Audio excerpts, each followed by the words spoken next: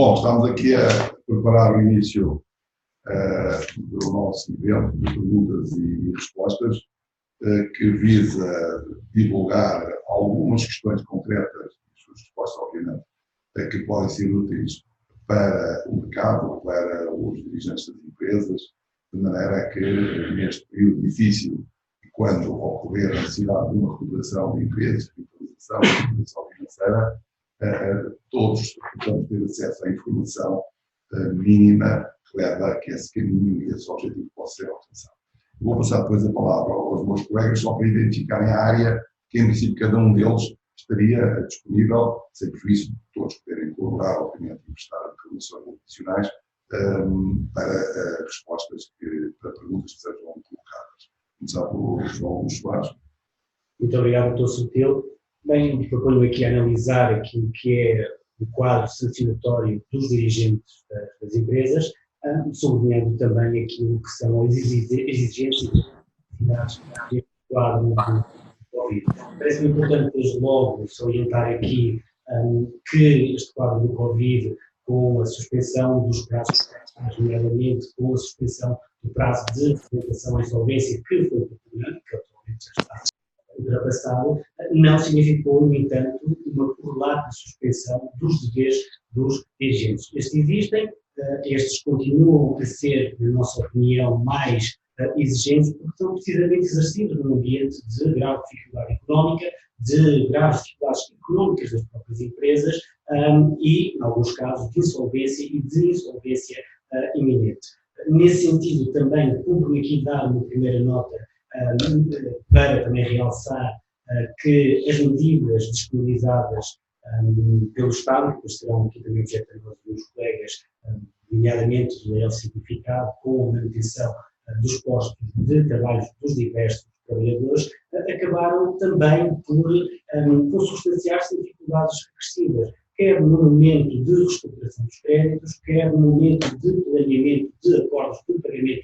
das dívidas, quer até na constituição e no reforço de garantias. Precisamente por isso, hoje em dia existem já algumas empresas essas que beneficiaram desses apoios, quer de forma direta através, como já disse, do layoff simplificado, quer de forma direta através de financiamentos e apoios de empréstimos bancários que são garantidos por garantia soberana, que já começam a apresentar a insolvência muito suspeita até por iniciativa dos próprios criadores. Precisamente por isso nós temos agora uma dificuldade e, na nossa ótica, também um desafio. Será que todo este quadro de pandemia, todo este quadro de Covid, de estado de emergência, de estado de calamidade e agora de reabertura de portas pode ser utilizado como uma causa e como uma causa de exclusão de culpa, de ilicitude e, última, da responsabilidade dos dirigentes? Parece-nos a nós que essa dificuldade consubstancia-se até no momento de decisão de pagamento, por exemplo, a credores,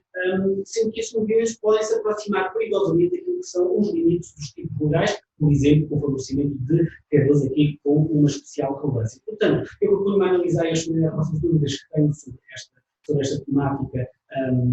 destes patamares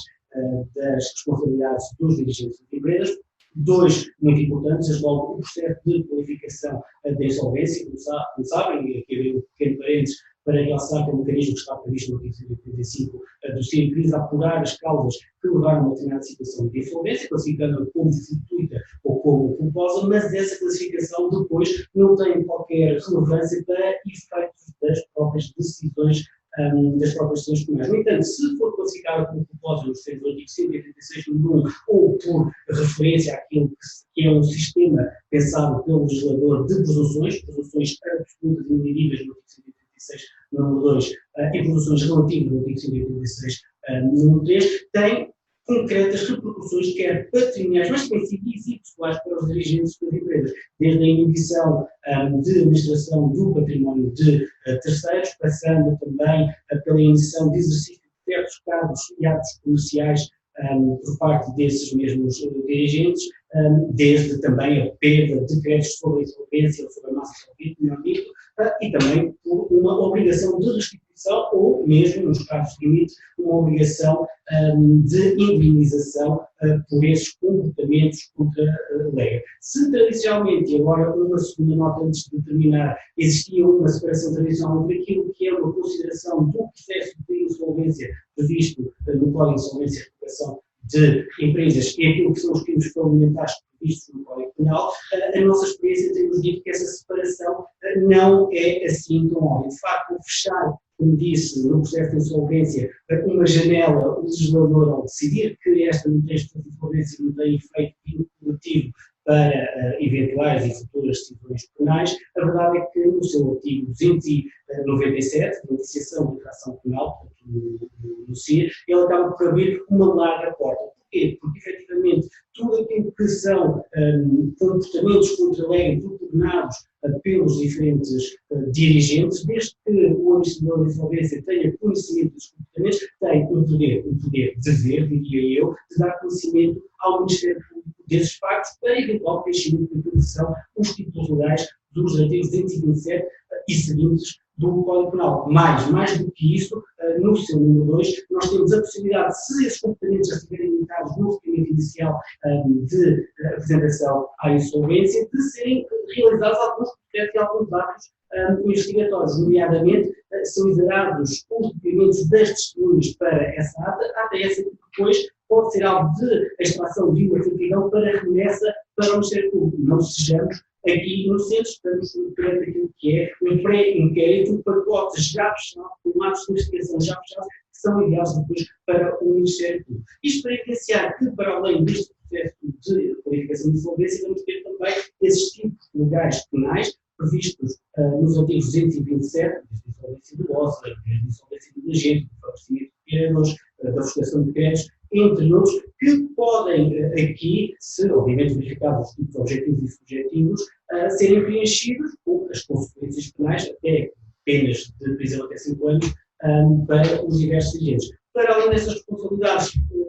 de forma muito breve, dizer também que temos ainda a responsabilidade fiscal, a responsabilidade fiscal prevista no artigo 24 do LGT, temos também responsabilidades duras previstas no branqueamento de capitais, responsabilidade por violação do RGPD, por dívidas, enfim, o quadro é complexo, e por isso somos a defender também que tem que haver aqui um papel consciente, um preventivo move por parte dos dirigentes em, de forma preventiva, saberem se os seus comportamentos têm a qualidade e a exigência legal suficiente para não cair nesta rede de responsabilidades legais. De forma muito sumária sobre os temas que eu proponho a abordar, nós teremos depois também uma formação de 27 e 28, onde podemos, de forma mais desenvolvida, abordar todos estes vetores, mas estou à vossa disponibilidade para responder quaisquer dúvidas que considerem pertinentes. Bem, obrigado para a doutora Sandra Altamira. Muito obrigada, boa tarde a todos. Bom, como é conhecimento geral, atentas às circunstâncias atuais e o impacto negativo que o Covid-19 tem tido na situação económica das empresas, antevê-se necessariamente um período crítico para as mesmas, uma vez que vão com certeza ver-se confrontadas com a impossibilidade, por falta de liquidez, de cumprir com as suas obrigações.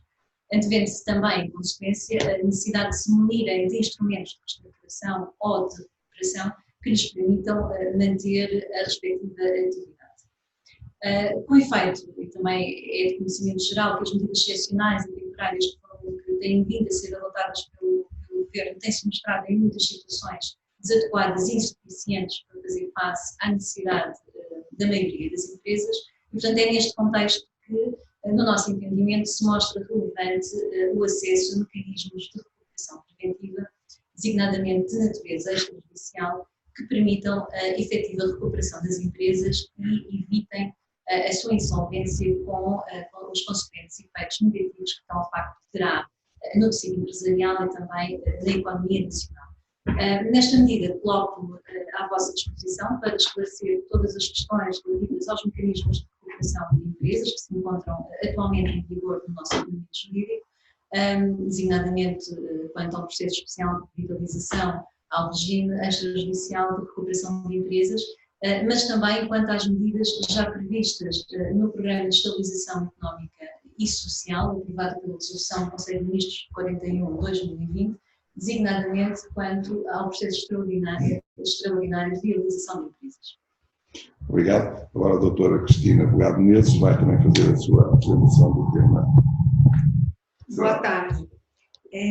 Como minha colega falou, em razão dessa situação última, relacionada ao impacto da Covid no próprio funcionamento, na atividade da empresa, na capacidade financeira da empresa,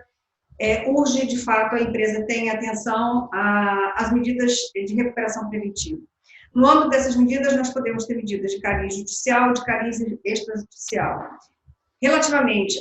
às medidas de cariz extrajudicial, especificamente em relação à reestruturação de créditos, é uma medida preventiva que é realizada entre credores e devedores no âmbito negocial, da liberdade negocial das partes, que está completamente fora de qualquer vertente judicial. No entanto, é uma forma preventiva importante, porque permite à empresa, se tiver, de fato, viabilidade econômica e financeira, a sanar as suas dificuldades de crédito ou mesmo de atividade, no âmbito da sua atividade, através da negociação que a empresa faz diretamente com os seus principais credores, com os seus principais fornecedores. E, nesse âmbito, há fatores muito positivos, e também podem existir fatores críticos. Qual é o elemento determinante para saber que caminho vai tomar no âmbito das medidas preventivas a escolher? Se ficamos no âmbito de uma reestruturação de crédito, uma reestruturação financeira, de renegociação dos contratos com os seus fornecedores, que a empresa faça com os seus fornecedores, ou se é necessário partir para uma medida mais forte de vertente judicial. No caso, falando no que diz respeito ao PER, partir para um PER, ou mesmo no limite, para um processo de solvência. Tudo tem que ter em consideração uma análise primeira da empresa. Tem que ser feito um diagnóstico qual é a efetiva capacidade da empresa de cumprir os compromissos que vier a renegociar com os seus credores. Porque se, de fato, a empresa não tiver viabilidade econômica e financeira, é melhor que não fique por aí, porque senão o que acontece? Agrava a sua situação financeira, porque nas reestruturações financeiras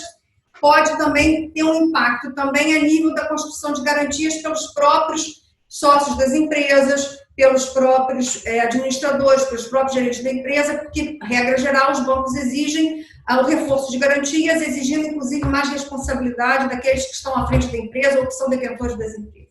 Então, é nesse âmbito que tem que ser decidido sobre a capacidade efetiva da empresa de cumprir suas obrigações para tomar como ponto de caminho certo e seguro, preventivo, a uma negociação de âmbito extrajudicial. E nessa área também tem o meu colega, Dr. Camarate Campos. Sim, agora pedia ao Manuel Camarate Campos que ele fizesse também uma pequena introdução das medidas de exceção no âmbito do Covid que foram aprovadas. Sim, portanto, a minha vertente de abordagem seria, de facto, as medidas excepcionais de proteção dos créditos sobre as famílias, sobre as empresas e também sobre instituições particulares de solidariedade social, que foram introduzidas pelo Decreto-Lei nº 10J de 2020, 26 de março, e também alteradas com alguma substância pelo Decreto-Lei 26 de 2020, 16 de junho, que em síntese vieram a estabelecer a possibilidade de uma moratória de créditos nos créditos bancários. A moratória é essa inicialmente estabelecida até 30 de setembro de 2020 e que, com o diploma recentemente aprovado, o Decreto-Lei 26 de 2020, 16 de junho, veio estabelecer a possibilidade de prorrogação dessa moratória até 31 de março de 2021. E o que eu queria significar aqui é que, de facto, esta moratória pode ser importante para as empresas, é uma panaceia, mas acaba por ser também uma anestesia. Isto liga com aquilo que a doutora Cristina Bogado Menezes estava a dizer. As empresas não se podem deixar adormecer com esta não necessidade de honrar os seus compromissos financeiros e devem atempadamente verificar se há de facto condições para permanecerem neste limbo até 31 de março de 2021, ou se não será cautelarmente preferível, desde logo, avançar com algum procedimento de recuperação preventiva da empresa, seja extrajudicial, seja judicial, e depois tendo naturalmente a implicação que tiver que ter na moratória que esteja estabelecida pelos bancos.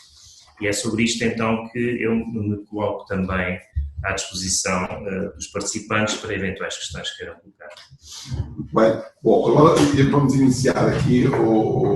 nesta fase, uma resposta, um conjunto de respostas a questões que já tinham sido colocadas e que nós fizemos aqui, enfim, uma pequena apresentação só para facilitar a leitura,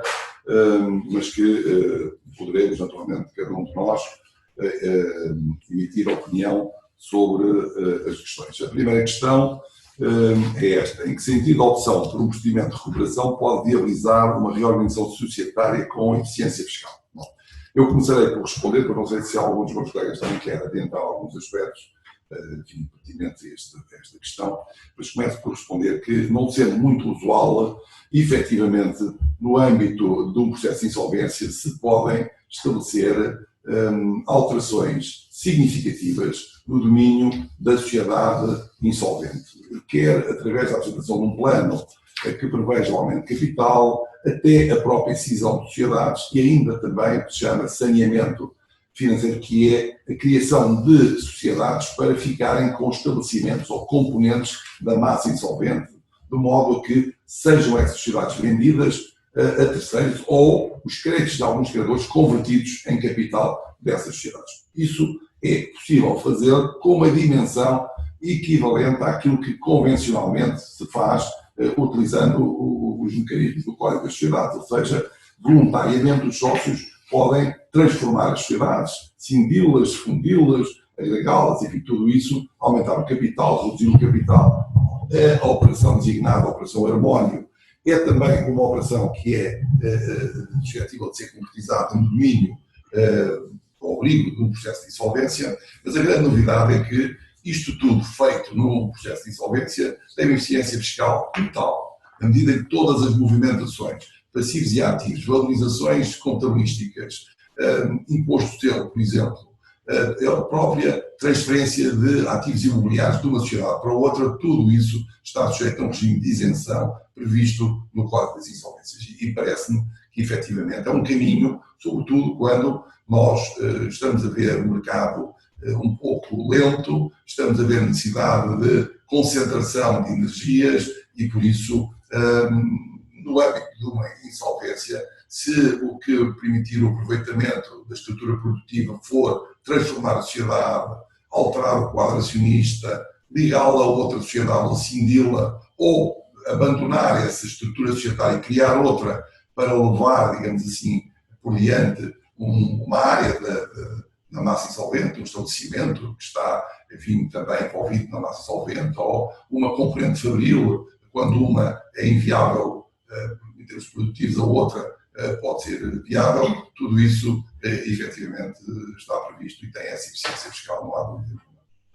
Bom, a segunda questão é um pouco mais complexa e que julgo que poderá ser estabelecida, pode ser resolvida pela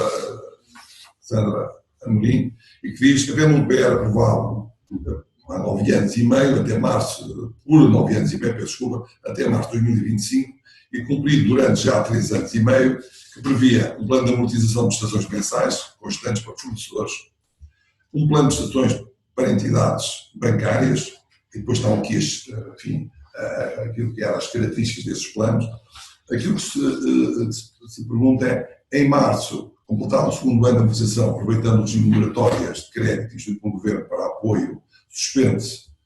o pagamento de todas as prestações. Com o prolongamento automático desse regime por mais 6 meses, mantém-se a suspensão, atendendo à capacidade atual limitada da empresa para gerar EBITDA, para gerar resultados que permitam, enfim, a satisfação dessas prestações. Segundo o bom senso da gestão prudencial, o plano de amortização do crédito aprovado devia ser reapreciado e alterado entre os seus 4º e 5º anos de vida. Bom, perguntas para a análise administrativa, ou seja, para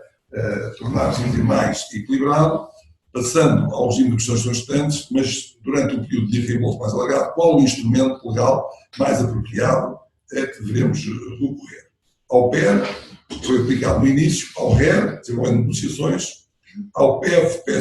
parece figurar até ao final do ano 2019, ao outro meio adequado. Bom, faz aqui a apresentação de uma situação concreta, que foi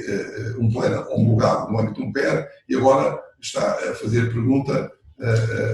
o administrador desta empresa, o que é que se pode fazer, qual é o procedimento que se pode seguir para resolver, para aplanar, como ele diz, uma dificuldade no pagamento dessas prestações. Sabe? Muito bem, esta é de facto uma questão interessante e uma questão que se vai colocar, acredito, a várias empresas e vários empresários, portanto, que viram no âmbito de um processo especial de revitalização um plano aprovado pelos seus criadores, homologado judicialmente e que se fundamentava naturalmente em circunstâncias que naquele momento existiam e que foram claramente ou muito possivelmente alteradas por esta situação de pandemia.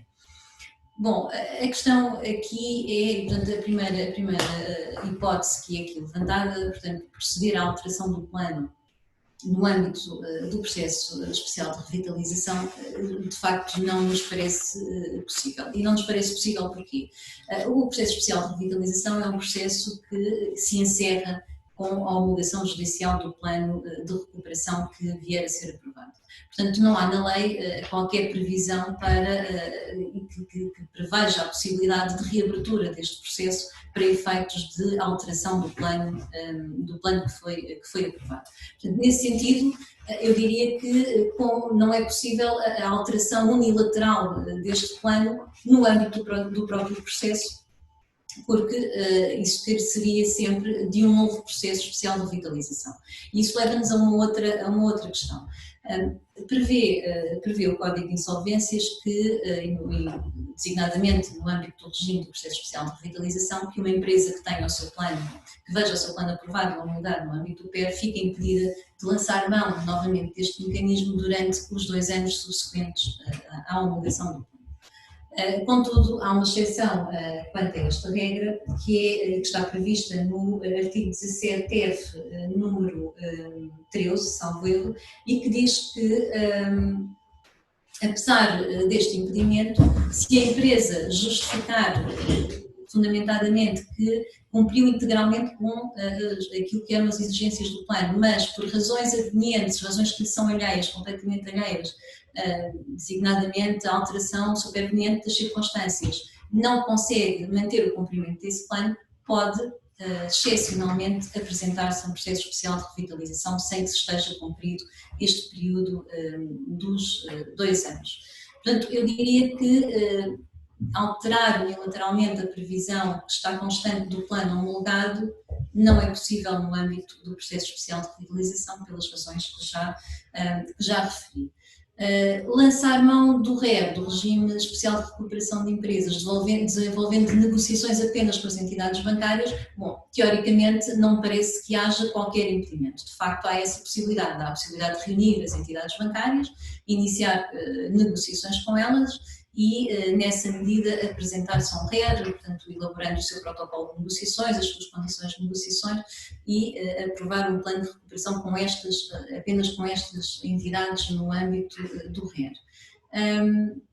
Questões que devem ser consideradas e que podem conflituar com esta opção. Temos que ter presente que houve outros credores que estiveram no PER, não é? Que viram as suas obrigações alteradas, os seus deveres, os seus créditos alterados no âmbito do PER e que não vão estar neste RER.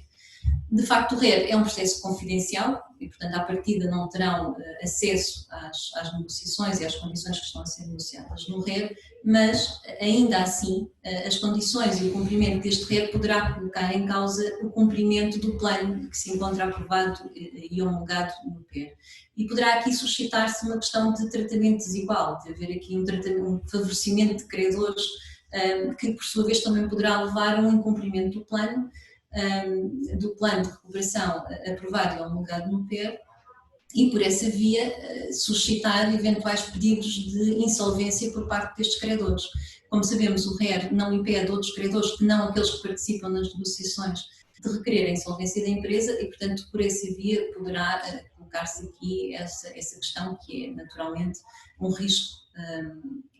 para a empresa. Por outro lado, há que terem atenção que no RER, e apesar de ser um processo eminentemente voluntário e não carece de envolver todos os credores da empresa, tem aqui a obrigatoriedade de participação e de convite às negociações aos trabalhadores e aos credores públicos. E, portanto, havendo dívidas a trabalhadores e dívidas a credores públicos, estes terão necessariamente que ser chamados às negociações, o que impediria que as negociações se desenvolvessem apenas com as entidades bancárias em causa. Quanto ao PEV, aqui ao processo previsto no Programa de Estabilização Económica e Social, o PEV não está ainda criado, portanto é uma medida que se encontra prevista neste Programa de Estabilização Económica e Social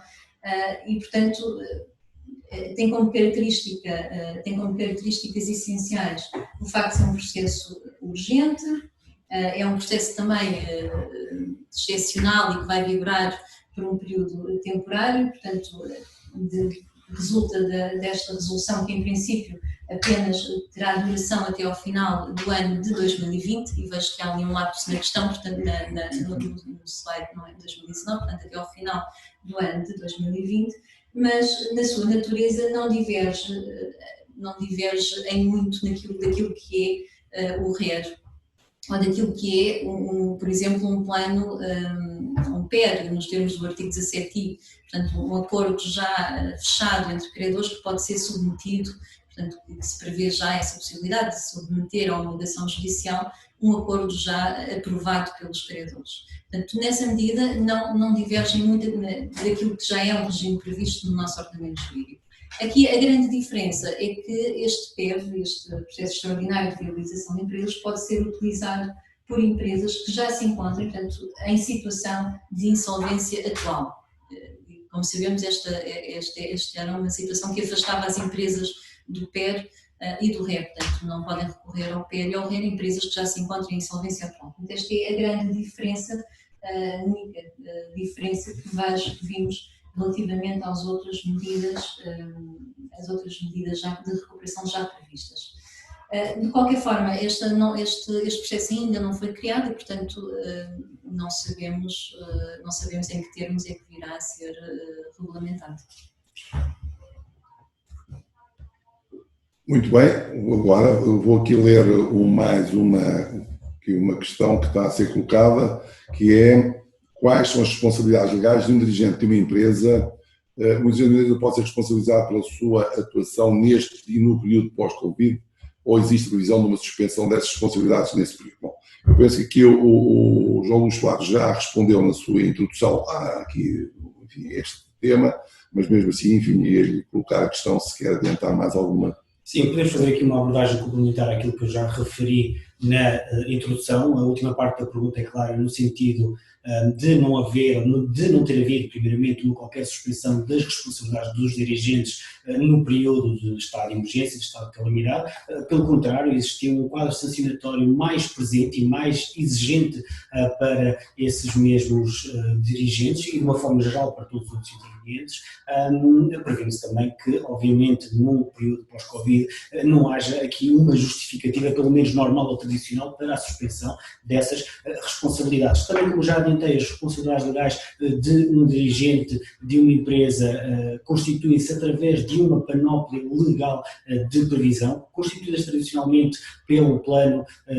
pelo incidente de qualificação da insolvência, que já abordei, por um nível de responsabilidade penal, prevista, portanto, no Código Penal, naquilo que são comumente e tradicionalmente designados de crimes fundamentais, com a insolvência dolosa como o tipo legal à cabeça desta rede, em que um devedor que destrua ou aliena o património, que diminua o ativo, que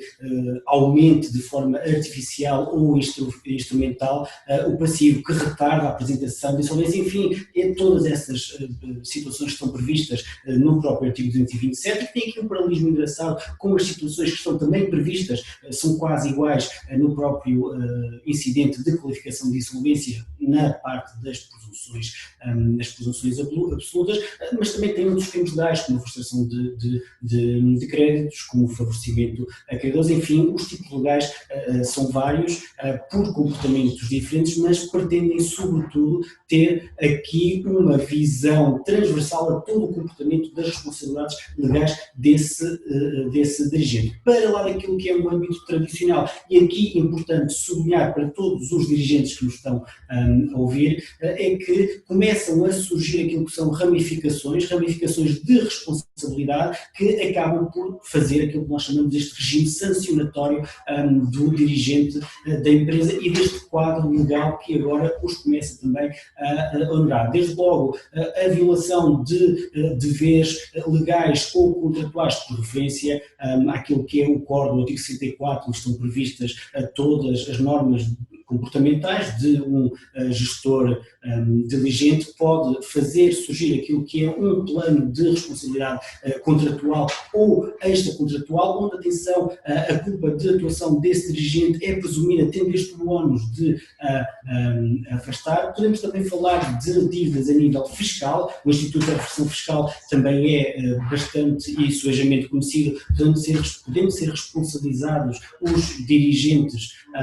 subsidiariamente à empresa e solidariamente entre si, e também ou num, melhor dito, plano de dívidas aos trabalhadores dessas empresas por violação de decretos emergentes de contrato de trabalho no período de 3 anos. Eu aqui deixei para esta análise final o patamar do branqueamento de capitais, porque penso que é um vetor que tem ganho nos dias de hoje cada vez mais importância. Tradicionalmente estamos habituados a ver o branqueamento de capitais como um processo de transformação de vantagens ilícitas, distanciando-se do verdadeiro proprietário ou distanciando-se da origem desses montantes, portanto transformando-os através de processos em montantes aparentemente legais e reintroduzindo-os no comércio económico. A verdade é que foi dado um passo de prevenção complementar que também tem que estar aqui presente para todos os dirigentes das empresas, falando obviamente da Lei 83/2017, também do Regulamento 276/2019, que a nível societário e a nível de atuação do dirigente de empresa podem ter aqui uma repercussão real. As formas previstas estão a atingir os patamares dos 5 milhões de euros. Existem cerca de 97 comportamentos que podem aqui fazer surgir contra uma responsabilidade ao nível contorno nacional. Portanto, para além daquilo que seria um natural âmbito de responsabilidade desses dirigentes, surgem também agora novas ramificações que têm que ser previstas e que têm que ser também tidas em conta por esses dirigentes. Daí que cada vez mais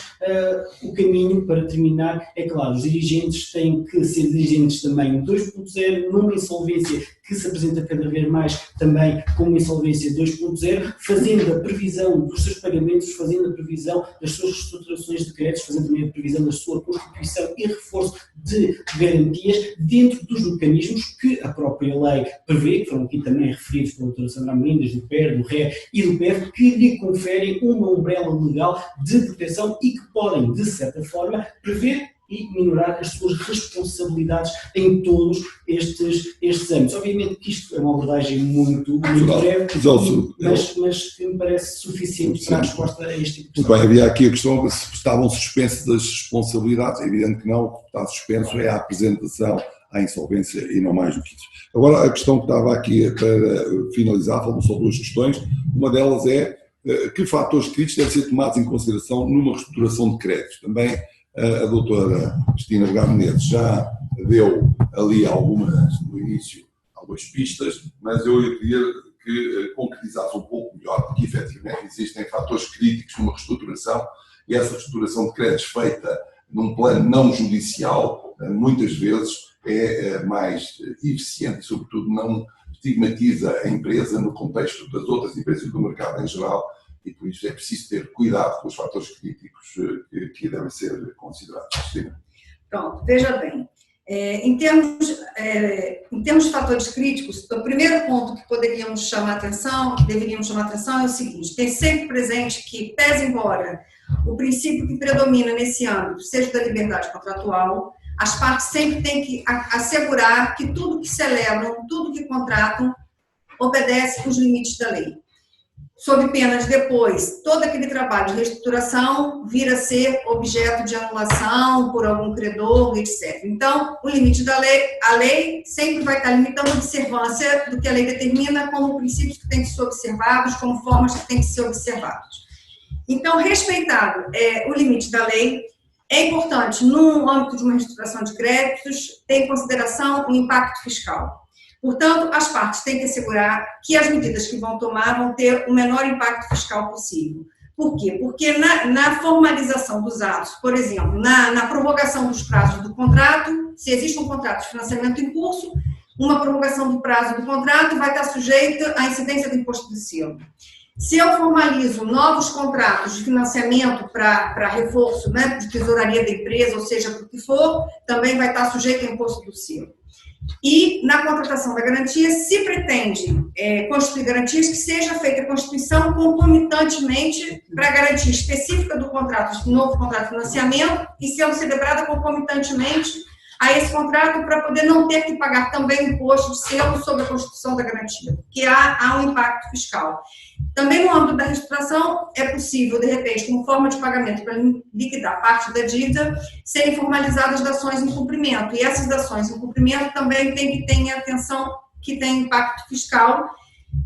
Nesse momento, pode ter ou não. Se o banco, por exemplo, se for uma dação ao banco, onde já haja dívida, já vencida há mais de um ano, por exemplo, créditos vencidos há mais de um ano, de quaisquer imóveis, é possível obter isenção do pagamento do IMT nessa transmissão da dação. Mas, para isso, também tem que ter atenção em se requerer essa isenção previamente à celebração do ato. Mas também tem que ter atenção que, para efetivar a dação, se o devedor tiver dívidas, pode não ser possível obter as guias para a celebração da dação. Da mesma forma, se o credor tiver com dívidas, às vezes as finanças também não emitem a guia que permita a celebração da dação. Então, esses fatores fiscais têm que ser muito bem considerados porque tem impacto. Por exemplo, no âmbito de uma reestruturação de crédito, também pode ser equacionado uma cessão de créditos. Essa cessão, por regra, não tem impacto fiscal, né? Salvo se essa cessão tiver uma componente de financiamento. Mas é muito raro acontecer, normalmente é uma cessão de crédito pura e dura e não vai ter impacto fiscal. Então, tem que ter atenção os limites da lei, tem que ter atenção os efeitos fiscais que pode ter. E outra questão também fundamental é ter presente que é a questão da regularidade das dívidas perante a segurança social. Por quê? Porque se há uma concessão de crédito no âmbito dessa reestruturação de créditos e a empresa não tiver sua situação perante a segurança social regularizada, há uma obrigação do concedente do crédito. Todo concedente de crédito tem uma obrigação de reter a totalidade do valor em dívida até o limite de 25% do valor financiado. Então, isso é um ponto crítico, porque a empresa pode estar considerando que vai receber aquele valor total do financiamento que negociou com o banco, mas, na prática, não ser possível encaixar esse valor total. Por quê? Porque uma parte o financiador vai ter que reter para entregar esse montante à segurança social. Isso é uma obrigação legal e que, na medida em que o financiador retém, ele tem a obrigação de retém o devedor, a empresa, não tem mais essa responsabilidade que é transmitida para o financiador e compete a ele fazer a entrega no prazo legal. Se as partes não observarem essa obrigação, não cumprirem essa obrigação, tem que ter atenção que o financiador, ele vai ter essa obrigação, ele vai ter que pagar, vai ter que entregar à segurança social esse valor e, naturalmente, ele vai repercutir depois isso no próprio devedor. E o devedor não teve a retenção agora, não deixou de receber menos agora, mas depois vai ter que reembolsar ao financiador e vai ficar sem esse montante. Então, tem que ter na consideração do valor a financiar, tem que ter isso em consideração. Outro ponto crítico diz respeito à questão da novação. As partes podem contrair novas obrigações em substituição das obrigações anteriores, né? E aí isso chama-se inovação, está legalmente prevista. Agora, as partes podem afastar a inovação, porque a inovação ela tem que ser expressamente manifestada, mas tem que ter o que em atenção? Onde que isso tem relevância? A questão de existir ou não inovação tem importância quando existem garantias prévias. É aí que se coloca a questão, a relevância de verificar se há ou não inovação. Porque se ocorrer inovação, as garantias anteriores, elas são extintas, perdem o valor de garantia. Portanto, isso é um outro ponto crítico a ter em atenção. E um outro ponto crítico para qual chamamos atenção aqui, que já dei nota anterior, que tem a ver com a questão do reforço de garantias. Com o aumento do comprometimento da empresa com a constituição de garantias. Essas garantias podem ser prestadas pela própria empresa, como podem ser prestadas por terceiros. Outras empresas, se estivermos a falar de uma empresa que esteja inserida num grupo de empresas, então o reforço de garantias vem por via da prestação de garantias por outras empresas do grupo. Como também, não raras as vezes, as entidades financeiras exigem a prestação de aval ou de fiança por parte dos sócios e acionistas das empresas e por parte dos gerentes, dos administradores das empresas. Então, tem que ter muito presente que esse aumento, esse reforço de garantias, se a empresa depois não tiver efetiva capacidade de cumprimento das obrigações que acabou de contrair, vai gerar a execução dessas garantias, podendo o gerente, o administrador, enfim, os terceiros que estarem em garantia vir responder pela dívida. Ora, portanto, a consideração efetiva da capacidade de cumprimento da empresa é um fator essencial a ser considerado, porque não vale a pena partir para uma reestruturação se depois não há efetiva capacidade de cumprimento, porque o que vai fazer é aumentar o serviço da dívida e o que vai também é importar maior responsabilidade para os terceiros que prestam garantia contra o seu próprio patrimônio. Muito bem. Última questão é se uma empresa tiver beneficiado da moratória legal, fica impedida de negociar e implementar uma operação de estruturação de créditos. Eu penso que a questão é colocada um bocadinho mais desta forma. Se eu estou com moratória, se não estou a pagar prestações, se o meu contrato está suspenso, eu posso renegociá-lo ou perco, se iniciar a renegociação, penso que é esta a questão, perco as vantagens da moratória. E vou passar ao Manuel Camarado Campos para finalizarmos a nossa intervenção. Muito bem, só para fazer o enquadramento, eu recordo o que o regime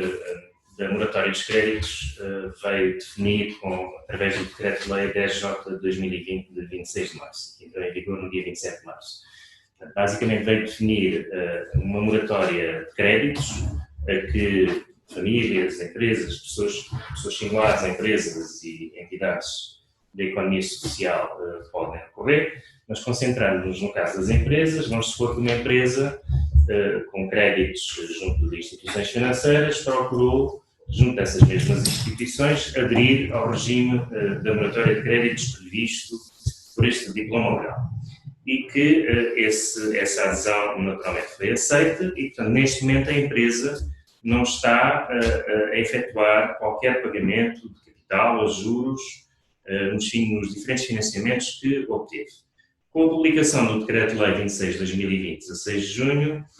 veio-se estabelecer uma prorrogação automática desse regime de moratória, que estava previsto apenas até 30 de setembro, prorrogação essa válida até 31 de março de 2021, caso a empresa não se oponha até ao dia 20 de setembro de 2020 ao prosseguimento dessa moratória. Portanto, estamos com uma empresa com uma moratória que se vai prolongar até 31 de março de 2021, ou seja, até lá não paga capital, não paga juros, vamos supor que é um modelo total de moratória, isto é, podia haver, por exemplo, podia ter sido negociado apenas o não pagamento de capital e continuar o pagamento de juros, mas vamos supor que é um modelo de total moratória, isto é, não pagamento nem de capital nem de juros. Ora bem, a empresa faz o seu diagnóstico, verifica a sua situação e chega à conclusão que, com a bola de neve que vai crescer naturalmente,